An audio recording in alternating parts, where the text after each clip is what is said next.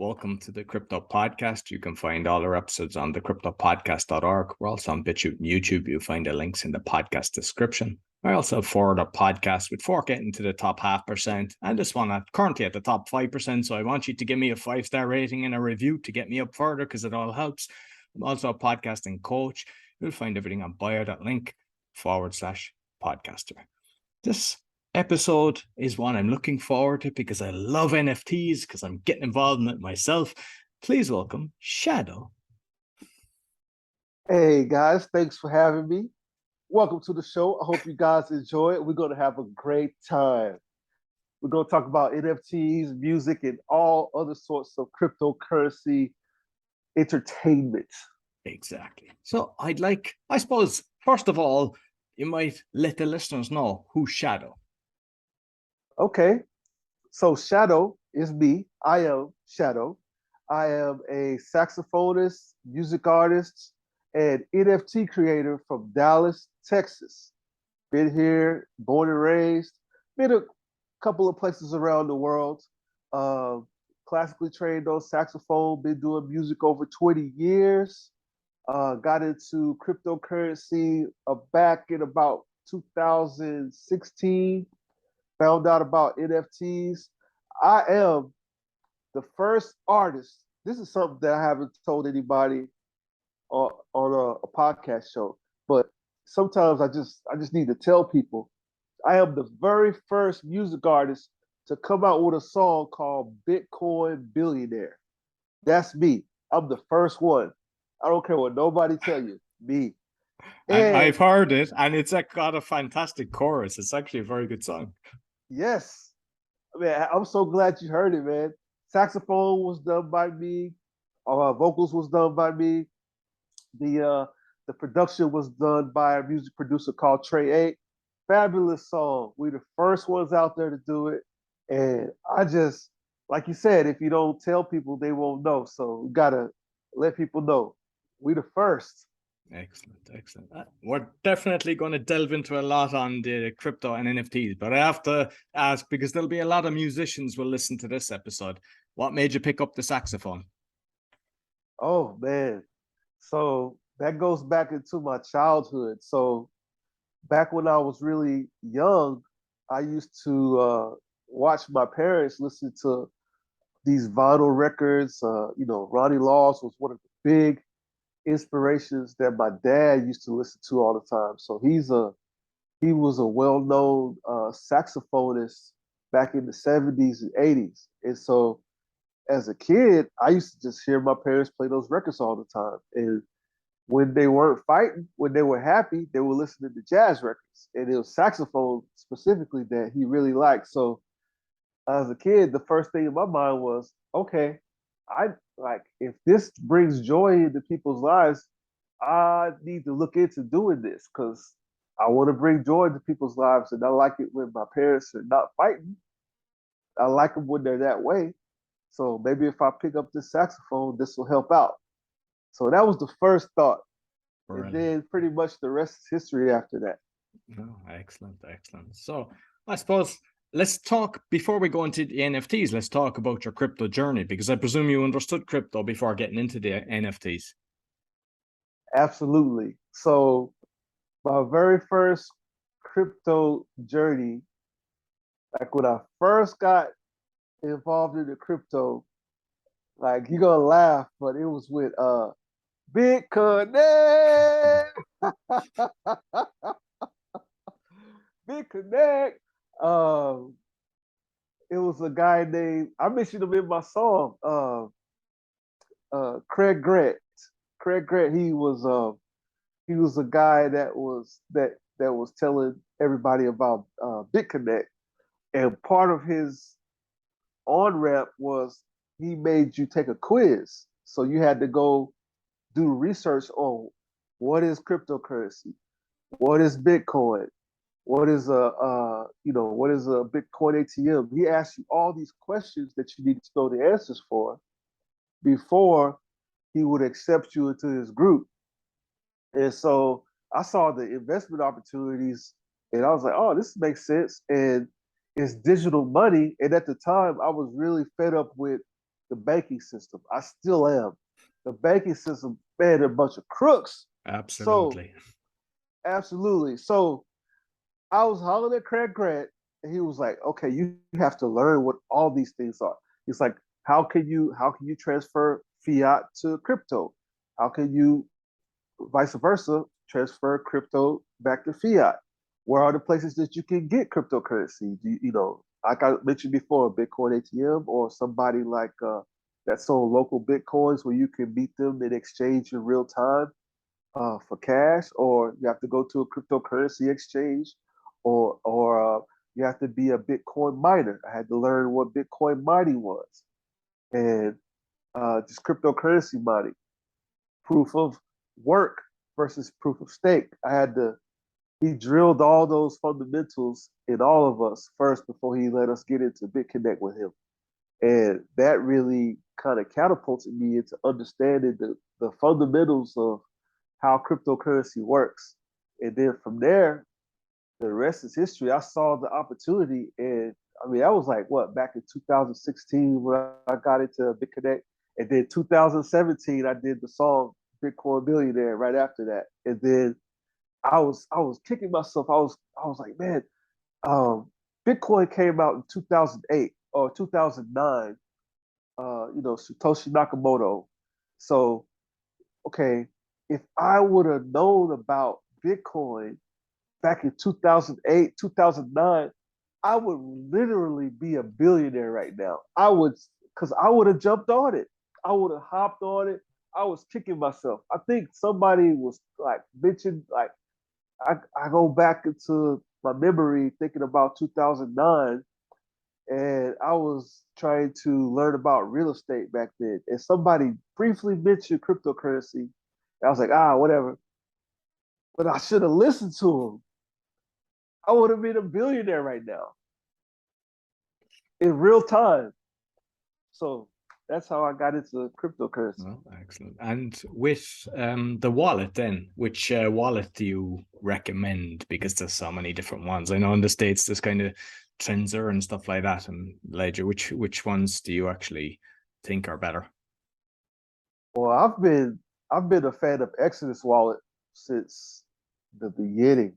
Uh, I like Exodus Wallet because it's a good hardware wallet. I have one. I used to have one on my phone, but the main wallet that I have, that's Exodus, is on my laptop. I love it. It can connect to Ledger, or if you got a Trezor. Um, it's so secure, and all I like how they give you all your private keys right there for each cryptocurrency. There's nothing, no funny business, and it's just a bulletproof wallet, and it's multi currency, so I never have to worry about downloading a whole bunch of other wallets. And I like how they update frequently every time there's a new cryptocurrency that comes out that's relevant. That's not a shit coin. It's not a shit coin. Mhm. They'll add it to the list, and I like the functionality. You can easily delist and list cryptocurrencies at will. The ones you want to just take off, you can do that. I love the integrations that they do with the staking.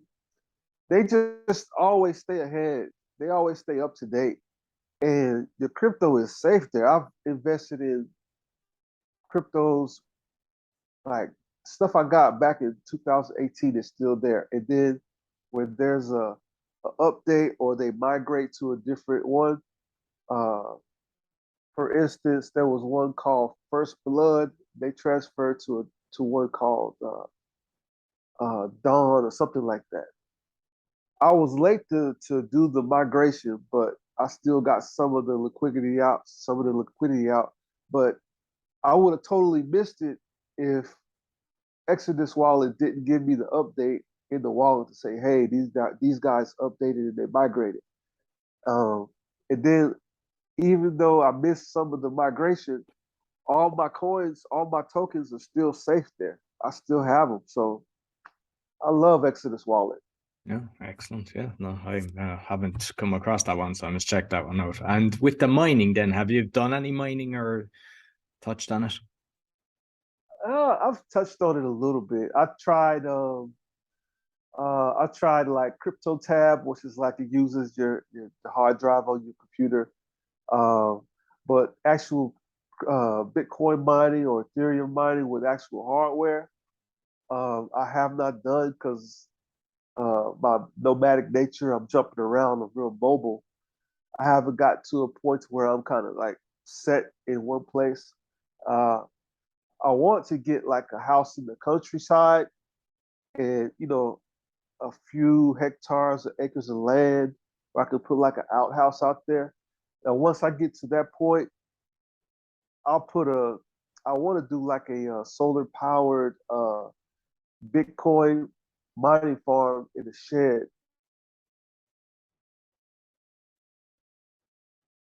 I'm going to get around to that eventually, but I totally understand the upside to mining, and I don't think that it's hurting the environment like a lot of people are saying now. Like a lot of people are telling us that, hey, it's you need to be carbon neutral. It burns up too much energy to mine Bitcoin, and I think that's a psyop. That's a trick by the bureaucrats to make things more centralized Exactly. because miners guarantee the decentralized nature of cryptocurrency. When you move everything to just proof of stake, now it's not really decentralized anymore.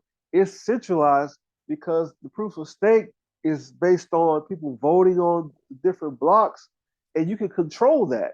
So now you got BlackRock and Citadel and all these big institutional organizations muscling in, trying to take over the crypto to where they have 99% of it and the rest of the world only has 1%. We just did that with fiat. We don't want to do that with crypto. Absolutely, absolutely. Yeah. And anytime the government tells you to do something, do the opposite and you're safer. Exactly. So with the NFTs then, because like I've mentioned it before, but you're the first person that's actually have done it come on the show regarding the music, because I know the likes of Spotify and a lot of them, they shaft the artist. It's like because they're so big, they have to pay the big boys because like the superstars, because they can't get away with that. But everybody else, they get pittance, and the NFTs is a way of overcoming that. Absolutely. I tell people all the time, I'm becoming like an NFT, a music NFT evangelist because I tell indie artists all the time, this is the way out. This is the way out. Especially if you already have a loyal fan base, they're gonna buy your stuff. And so this is the scenario, just like you said with Spotify. Let's talk about it. So with the NFTs, there are platforms available now. One of them is called DNS.xyz. You can put your NFTs up there. People can buy them and they can stream them the same way they do on Spotify. But the difference is you can put your NFT music up for sale for, I sold them for like five, the equivalent of $5 or $6 for one single, like all the time. You can do auctions for limited edition copies of your songs. But back to the Spotify conversation. So let me tell you, with Spotify, I get the streams, right? I'm a music artist. I worked hard. I promoted. I put my stuff out there. I got 10,000 streams or 20,000 streams or whatever, right? So I did all that work. So let's say today I get my 10,000 streams. I have to wait 2 to 3 months to receive payment for those streams. And that's only after Spotify takes their cut, Apple Music takes their cut, and then finally, or any other of the streaming services. And when it finally gets back to your DSP, which is distribution service provider, For instance, an example of a distribution service provider is TuneCore or CD Baby or what's another one that's popular? DistroKid. So they take their cut out of your money, and then after everybody's taking their So cut, you get they act as like the agency that collects from all the different platforms, is it? That the Spotify and iTunes and all that. And then they take another cut. So basically you get the crumbs on the table. I get the crumbs on the table. We get the crumbs on the table as music artists. But with NFTs, you get first of all, when you make a sale, when somebody buys your music, you get the money immediately. once the transaction confirms, however many times it confirms, boom, it's in your wallet. You're happy. Your fan, your customer is happy. They got what they wanted. You get what you wanted, and the only middleman is the transaction fees that are involved. So it's it's so much better. It is so much better. So I mean, and the money, the potential to become financially independent is so much higher, and it can happen faster. Here's a story. So, I did a collaboration with two other music artists on a cryptocurrency called Tezos. Right, we did this on the Tezos blockchain. There's a NFT marketplace called Object, so they allow you to collaborate easily. So you can tailor make your own smart contract just by pointing and clicking and dragging and dropping. So we're able to take three guys and put all three of our wallets together into one smart contract so that when the person buys the music, it automatically splits three ways and we all three get our piece of the pie. So that being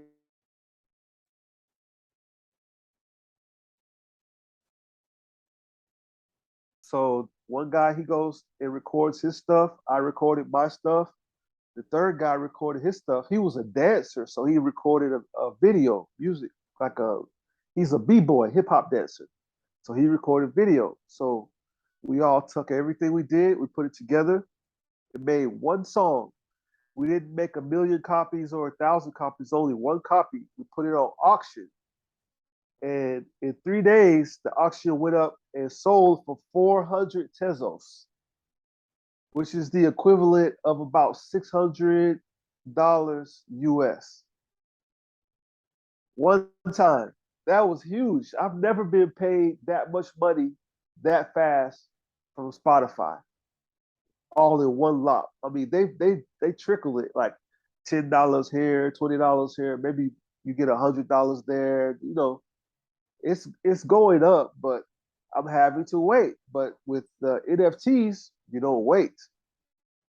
It's as fast as the blockchain. It's actually fantastic that you can now do, like you said, the three artists that you can split it immediately, because before you couldn't do that and it was a problem. Because what happens now in this space, you've people, slimy business people going out, reaching out to musicians, artists, photographers or whatever, and saying, oh, I'll give you X%. But once it takes off, they won't pay them, or else they'll hide it. Whereas this way, if you make an agreement with somebody and go, hey, look, we'll do something together, it's a 50-50 split. As soon as it's sold, it goes. And then later, I assume the smart contract continues on into the royalties, so that once it's resold, say usually it's like 10% that you charge. And I love that. It's that's a passive income. That's the way I see that, because like you've done the work, you've sold it out, you've got your passionate followers who one will want to keep it, but then there'll be a few of them that'll be kind of, perhaps they go, I kind of, I've run the rang with this song, I'll get another one and sell it on. They can get their money, and then you get your 10%, and it's a beautiful model. I love it. Oh yes, the royalties are awesome. It is automatic. You don't have to guess. The smart contract and the blockchain takes care of that. It's awesome. I love it. So I love it. because I've looked at a lot of the different ones, right? I've looked at it, obviously OpenSea, and there's so many different ones. I've had one of the guests on, and this is just something that kind of concerns me because I wasn't aware of it. Basically, I assumed when you're buying the NFT that that's what's actually being sold to you, whether it's the music or whatever, but it's not. It's actually where it's stored, and then you're getting the link to where it's stored. If the person then doesn't pay, just say they have it with Amazon, or they have a Dropbox that's, say, so many terabytes with all the different things they're doing, and then they don't pay it no more, it goes. Your NFT then disappears. Right. So the way I see what you're saying there. So there's a lot of different ways you can attack an NFT. So like the one that you bought. You bought thank you, by the way. I saw that. And to So be you honest got with you, I have to tell people about it, because like sometimes you buy something, and this, obviously people are familiar with the Bored Ape. I don't get the Bored Ape, to be honest, but then again, it's like some people collect Nike Air and different things like that, so everyone to their own. But you were giving, I have it written down, like, I mean, I've looked at a lot of the stuff there, and like there's 12 songs, and Painful was one. Very good song, actually. I didn't get a chance to listen to all of them, but Painful is a very good song. Like, thank even you. if it was just one song, but I mean, I've got the album, I've got the videos, a thank you, which was a real heartfelt message as well that included. So I got all these different things. Some of your podcast, it's okay to say, because it's actually on the thing, it tells you what you're getting anyway. So that's why, yeah, I mention it all. Like the positive affirmation videos, which I love because I know they work, it's like you just have, and just to listen to that, and it's not something that was like a few seconds, like it's like the first one was like half an hour, and very nice as well, with you playing the saxophone and as well as talking, which is fantastic. So there's more stuff. There's a lyrics book. It was excellent utilities that you get with what your NFT. Yes. So back to my point. So there's a lot of ways to attack that. The creator of the NFT has to have good intentions for their customer. So as you can see, I added the utility. You got the NFT, but along with the NFT, you got unlockable content. Some people they sell you an NFT. All it is a JPEG, and that's all Exactly. you get. Exactly. And the JPEG gets you in the door in places. I can do that and still give utility like I did, which I'm doing. So it's all about your intentions and how you use the utility of what you can do with NFTs. There's more than one way to use the technology. Now, so you got the album bundle NFT, but I have other NFTs where it's just a song. All you get is like a little animation and the music, and people are happy with that. But I like to give different choices. I like to treat it a like I'm an Amazon store. I'm a Spotify. I'm a Shopify store, but I'm using NFTs as the medium of the payment processor. So not only can I do utility and give you unlockable content, not only can I do JPEGs, I have those. I can do music. I can also do services. This is something that I'm experimenting with, and a lot of people. I've done this for a few people, uh, like freelancer work. As a freelancer, I will. If you have a record that you want me to play saxophone on, you can hire me and get that service from me just by buying the NFT. The NFT then turns into your receipt for the service that I am rendering you. And then once the service is complete, you can then resell that service to the next person who wants the service. Now that does two. But with that, so just say, like just say it's a 5-minute song or something like. Just we'll keep it simple. We it could be 1,000, but we'll say it's $100. Keep it easy for everybody, and they buy that you create, say, a happy birthday song. Let's just call it something like that, and you say it's specifically somebody playing the saxophone, and then you're singing over it or something like that, right? So then you create that.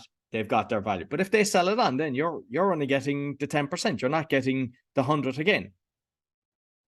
Well, that's the power of doing the smart contracts. So with this particular NFT, when they sell it on, I get 50%. Ah, beautiful. Okay, I love it. Yeah, because now you've got affiliates working for you. Yeah, yeah. So Brilliant. I love that. I I can get I can adjust the royalty rate. It can be 10%. And that's why I love using the Rarible marketplace because they allow you a lot of flexibility. I don't know if you can do so much with OpenSea. OpenSea is great for like big collections, but for independent creators who are really artists, Rarible is beautiful. Yeah. So I can adjust it 50% royalty rate. So when that guy sells the service to somebody else, he has to think, okay, I spent maybe I spent 100 for Shaddow to play saxophone for me. So I need to go sell this for, $200, right? To get my money back. He gets 100, I get 100. Works. Oh, excellent. And with, say, the one that I got, then, I mean, I'm not going to sell it on because I just, it's one. If that's sold on, then obviously the royalties, you'll get the 10%, say, royalties. But do all the utilities come with it as well for the next buyer, say, if it was sold on? Yes. Okay. The way it's set up, just how you bought the album bundle, the description tells you all the instructions of how the NFT will work. And so with the services, I'll outline what you get when you buy it, how to contact me, what to send me, and I tell you the time frame on how long it's going to take me to do the recording for you. And then once that's done, once you get your recordings, once you get your thing, you got your service. There's no reason for you to keep it anymore. And I tell fans and customers, hey, this is the only NFT for this service, so you need to pay it forward. You should sell it to the next guy who wants the service. So because there's only one. So and that also increases the value of what I do. That makes what I do more valuable because supply and demand. There's only one NFT for this service. Yeah. And the reason that I mentioned about the utility is there was another one that I was bidding on OpenSea before, and the utility was for an event that passed. And when somebody bought it, they basically, there was like 3 tickets and there was 5 lifetime memberships or something. But it was written so bad. You didn't know, did the person use it or not? So you could have been paying a lot of money for something that you would never use, just a picture, and it was the utility that had the value. But the contract was done so bad that you didn't know. So I love the way you've actually described it, the way you're actually telling it, because you're letting people know as they search it and go through it what exactly they're getting in the whole process. And like, this is a very big company that done what I'm talking about, multi-million pound company, and they didn't do that. Sounds like they still are trying to understand the technology. Sounds like they just got in, so they still don't understand. Yeah. I love the way that you're actually doing. So with the process, like the one that you done, what's it called again? Royalty? What's the name? Rarity, is it? Rarity? Rarible. What percentage do they charge? Because is it 2.5 is OpenSea? Yeah. Yeah, it's 2.5, Okay, which is 2.5%. fair enough, like, because obviously, they have to host it and provide, so that's a fair enough fee. Like, I mean, your credit card processing is more than that, so I think people are happy enough. So the whole process then of actually adding it on, is it straightforward or is this complex? Like for those other artists out there that might be considering this. So to add on, So when you say add on, you need to put To create the whole song. thing, like what you've done basically, because you put up the graphic, but then you've had all these different utilities that you've done. Okay, so it depends how you do it. The easiest way is just to put up a as a music artist. The easiest one to do without a whole lot of complication is Ethereum network or Tezos network, and Rarible makes it really easy. You upload an MP3 file, and that becomes the actual file that the smart contract ties to for the NFT, and then it'll ask you to upload a cover art, like an album cover or a painting or something, and that'll be like your preview. And then once you do that, you set your price. You set whether it's going to be, a limited edition. You like if you want to have 100 copies or 10 copies, then you can add notes like I did, description, and then after you're done with all that, you just hit mint. You pay the gas fees, and it's up there. Just that simple. And when you do say 1 of 1,000, say you're just paying it once, and then it's the person buying it then pays the actual gas fees for each purchase. Yeah, is that the way it is? That's how it works. Yep. Yeah. Okay. Oh, excellent. And I mean, yeah, I mean, I think we've covered it all for those with the artists and everything, because like I'm assuming you can offer the service as well as helping people. But is there any downside or anything that you've kind of come across that like buyer beware? Because there's so much. I mean, I've seen lots of bots in the open sea and lots of people driving it up and just then bailing out and stuff like that. Have you spotted anything for people to kind of be cautious of? Yeah. So I've been burned quite a bit. I've been rugged from investing. I tried to buy other NFT projects and cryptocurrency projects, and it's the same with cryptocurrencies as it is with NFTs. If the if the creators don't have a good long-term plan for the project, the value is going to go down. That's with cryptocurrencies and NFTs. So if you can see that the creator of the NFT, they have like a roadmap. They need to have a website, a separate website from the marketplace. For instance, with me, I did that research. When I got burned the first time, I learned, I was like, okay, good projects have their own website outside of social media links and marketplace. So they're going to spend the money to actually get their own domain and house all the information about their NFT project on their own site. So that's what I went and did the same thing because I want to have credibility for my art. I want to be official, and verified and authentic. So I have shadowmusic.com/NFT. You can check and do your due diligence on me.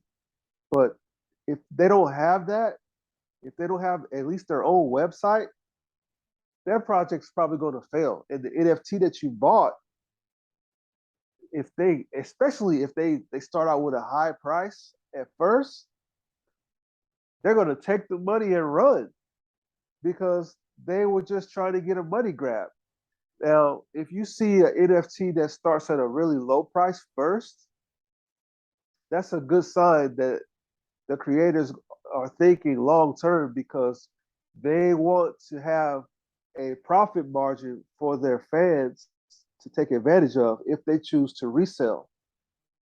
So, for instance, if something is like super cheap, like the NFT you bought from me, it's like $1.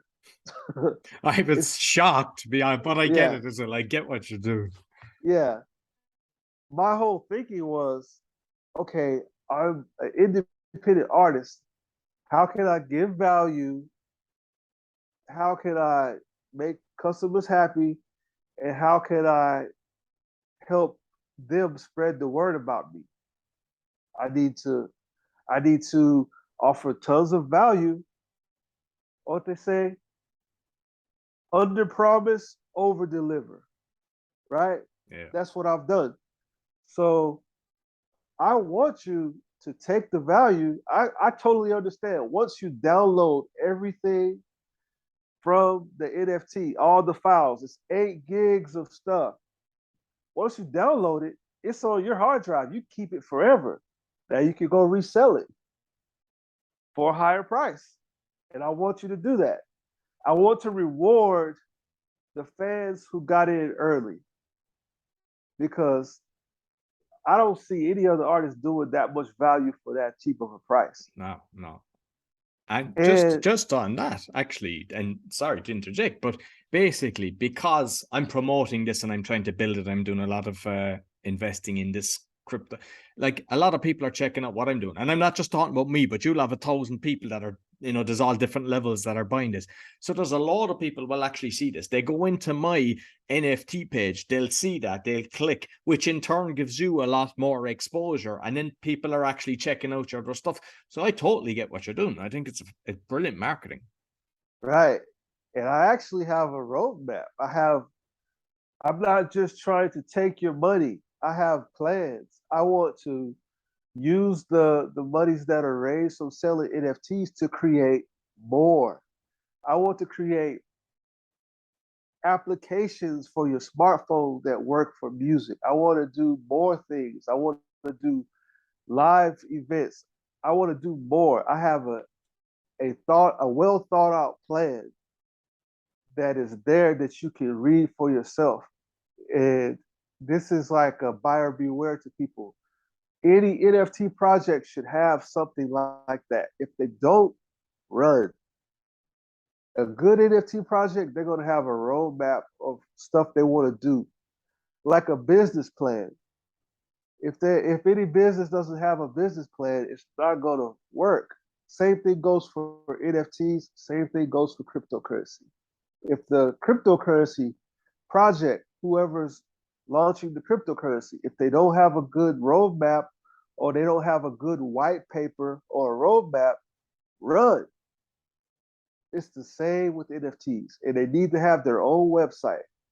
So these are some of the things that your listeners can hone in on and check and do due diligence on. Other than just having a Discord, because that's another trick. A lot of NFT projects, they say, "Oh, we got a Discord," and they'll get you with that. But just having a Discord is still not enough. You still need to offer value. And I think as well, because I've seen so many fraudulence going on, and it drives me. My other podcast exposes all fraud and corruption. It's like if we kind of full transparency. So if I went into you, I can see your Facebook. I can see you're fully transparent, and you can see all the stuff. I can go back and see what you're at. Whereas a lot of these guys, whether it's the crypto or the NFT, sometimes you don't know who they are, or they might just have a little one picture of a motivational thing or something like that, but it's not them. You don't know who they are, and that's when you kind of know. It's like those that give you everything. Like we're doing digital art and photography, and it's been developed, and we have our website. I've got fantastic domains for it. It's been developed that it's like a museum. You go in and you can walk around the digital art and the photography. But the beauty of that is the people that want to resell, they get to resell it in that for nothing, is because we're getting the royalty. And also just to show other people, because sometimes people just want to look, so they could do like the VR or actually just on the computer scrolling around. But I'm fully transparent. Everything I do, I'm on LinkedIn, I'm on everywhere. You can see me totally. I'm totally transparent. And I think that's the difference. It's like the scammers, they can never do that. Right, right. Another thing that you'll notice on good projects, are they actively promoting? Do they give up after launch? Because they'll do a big, huge promotion. They usually got celebrities and connections or whatever they get, all the way to launch. And then after launch, if they sell out at launch, watch what they do after launch. Are they still actively promoting the project? If they just fall off and they stop promoting, that's another bad sign. Yeah. They should still promote consistently over and over again, because that shows their credibility, and that also adds value for all their buyers. Because if the project founders continue to promote, that makes it easier for the people who bought the NFTs to resell, because the founders are doing their job. They're treating this like a business, and you continue to promote. You don't stop after launch. You continue to promote. If you see them doing that, that's a very good sign. Absolutely. Absolutely. Listen, Shaddow, thoroughly enjoyed our conversation. You might let people know where they can find you. Absolutely. You can find me on all social medias: Facebook, Twitter, Instagram, TikTok, YouTube, at Shaddow Music is my handle. So that's spelled SHADDOWMUSIC.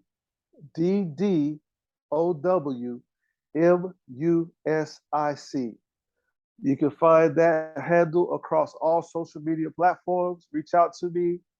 Uh, give me a holler. Shout at me. Let me know something. Excellent. Yeah, I'll make sure I'll put all the links both on the audio and the video. Thank you very much. All right. Thank you, sir. So that's all for the Crypto Podcast. You'll find all our episodes on cryptopodcast.org. As mentioned, we're on BitChute and YouTube. Be sure to give us a thumbs up, 5-star rating, and follow Shaddow's music. It's very good. Until next week, take care.